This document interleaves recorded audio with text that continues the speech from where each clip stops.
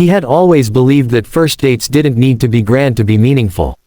But in a world where everything was judged by appearances, where social media made simple moments feel too small, he often wondered if anyone else thought the same. So when he finally gathered the courage to ask her out, he chose the one place that had stayed close to his heart for years, a small, humble diner tucked between two busy streets, a place where time seemed a little slower, and where memories felt a little warmer. It wasn't fancy, it wasn't modern, and it definitely wasn't the kind of location girls posted about online. But it was honest, and that mattered to him. He arrived early, nervous but hopeful. The diner smelled of warm pancakes, old coffee, and freshly baked pie. The red seats had small cracks, the neon sign occasionally flickered, and the waitress behind the counter knew every regular by name. It was the kind of place where you didn't have to pretend. He hoped she would understand that. He hoped she would see beyond the cheap table and chipped mugs, and instead see the sincerity behind his choice. When she walked in, he almost forgot how to breathe. She looked beautiful, effortlessly so, and for a moment he wondered if he had made a huge mistake. Maybe she expected something more impressive. Maybe she deserved something more impressive. Her eyes scanned the room, simple tables, ordinary people, soft music playing from an old speaker. He felt a knot form in his stomach, waiting for her reaction. But then she smiled, a soft, surprised smile that reached her eyes. She walked toward him, and instead of disappointment, there was a quiet curiosity on her face. She slid into the seat across from him and said, almost gently, "I love this place already." Her voice carried no sarcasm, no judgment, no hidden expectation. Just warmth, just honesty. And he felt the knot in his chest loosen. They ordered simple food, nothing glamorous, just grilled cheese and milkshakes, and yet the conversation that unfolded between them felt richer than anything money could buy. She asked him why he chose this diner, and he told her the truth. He told her about how his father used to bring him there every Friday after school, how they would sit in the same red booth, sharing fries and talking about life. He shared how his father always told him, "Son, it doesn't matter where you are. What matters is who you're with." And now, sitting across from her, those words felt more real than ever. She listened with a softness that made him feel seen. She didn't interrupt, didn't pretend, didn't judge. Instead, she placed her hand on the table, close to his, and told him about her own childhood. She told him about how she grew up in a home where money looked abundant, but love often felt scarce. Every fancy restaurant, every expensive vacation, every curated social event was just another way to fill the silence that no one dared talk about. She said she had always longed for something real, simple, imperfect, but real. The diner, she said, made her feel like she could finally breathe. In that quiet corner booth, with plates of simple food in front of them, they learned more about each other than some couples learn in months. They laughed over silly stories, shared fears they usually hid, and discovered dreams they didn't even know they had. The waitress, noticing how naturally they connected, gave them free refills with a knowing smile, as if she had seen countless love stories begin just like this. Outside, the world rushed on, cars honking, people hurrying, lights flashing. But inside that humble diner, time felt suspended. It was as if the universe had decided to give them a moment untouched by expectations, judgment, or noise. A moment where two souls, weary from pretending, could finally just exist. As the night grew deeper, he found himself staring at her, not because she was beautiful, which she undoubtedly was, but because she looked comfortable, at peace.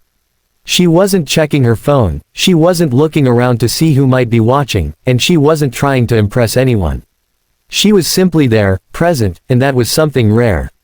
At one point, she looked around the diner again and whispered, "No one has ever taken me to a place like this."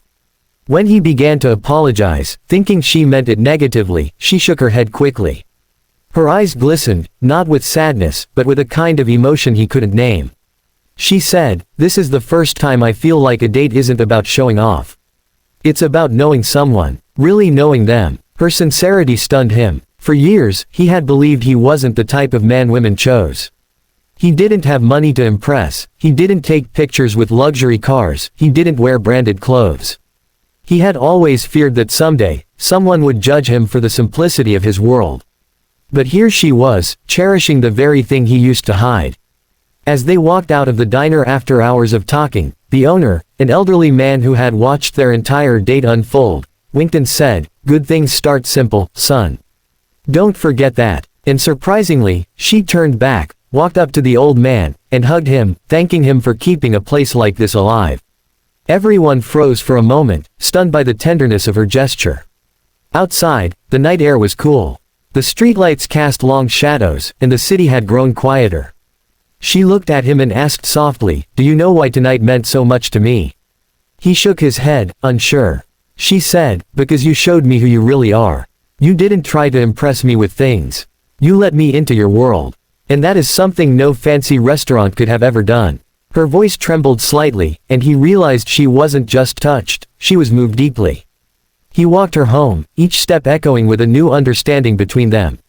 When they reached her door, she turned to him with a shy smile. She leaned in and kissed his cheek, whispering, "This was the best first date I've ever had."